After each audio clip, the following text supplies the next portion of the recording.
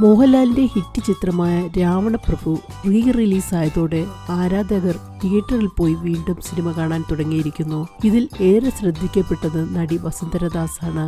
വസുന്ധര ഇതേക്കുറിച്ച് പറയുന്നത്, രാവണപ്രഭുവിലൂടെ കഴിഞ്ഞ 24 വർഷമായി കേരളത്തിലെയും മറ്റു ഭാഗങ്ങളിലെയും മലയാളികളുടെ സ്നേഹം ഞാൻ അനുഭവിക്കുകയാണ്. എന്റെ ആദ്യ 2 ചിത്രങ്ങൾ ജനങ്ങളുടെ മനസ്സു തൊട്ടതാണ്. സിറ്റിസൺ എന്ന ചിത്രം ചെയ്തതോടെ അഭിനയം നിർത്താമെന്ന് കരുതി. അതിന്റെ ഷൂട്ടിംഗ് നടക്കുന്ന സമയത്താണ് രഞ്ജിത്ത് രാവണപ്രഭുവിന്റെ കഥയുമായി എത്തിയത്. ശക്തമായ ഒരു സ്ത്രീ കഥാപാത്രമായിരുന്നു ജാനകിയുടേത്. ഇത്തരത്തിലൊരു കഥാപാത്രം ചെയ്യണമെന്നുള്ളത് എന്റെ ആഗ്രഹമായിരുന്നു. ഞാൻ ഭയങ്കര സ്വതന്ത്ര മനോഭാവമുള്ളയാളാണെന്നും ഒത്തിരി അഭിപ്രായങ്ങൾ പറയുന്ന ആളാണെന്നും അതുകൊണ്ട് എന്റെ കൂടെ വർക്ക് ചെയ്യരുത് എന്നും പലരും രഞ്ജിത്തിനോട് പറഞ്ഞിരുന്നു. പൊട്ടുതൊടടി എന്ന പാട്ടാണ് ആദ്യം ചിത്രീകരിച്ചത്. അതിനു മുമ്പ് അഭിനയിച്ച സിനിമകളിൽ ചുമരുകൾക്കുള്ളിൽ ഒതുങ്ങിയായിരുന്നു ഷൂട്ട്. അത് കാരണം മടുത്തിരുന്ന സമയമായിരുന്നു.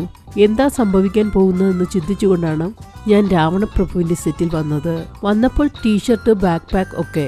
എന്താ ചെയ്യേണ്ടെന്ന് ചോദിച്ചപ്പോൾ വെറുതെ ഓടിയാൽ മതിയെന്നായിരുന്നു സംവിധായകൻ പറഞ്ഞത്. പിന്നെ പാട്ടിന്റെ ഷൂട്ടായിരുന്നു 4 ദിവസം. ഭയങ്കര സന്തോഷമായിരുന്നു.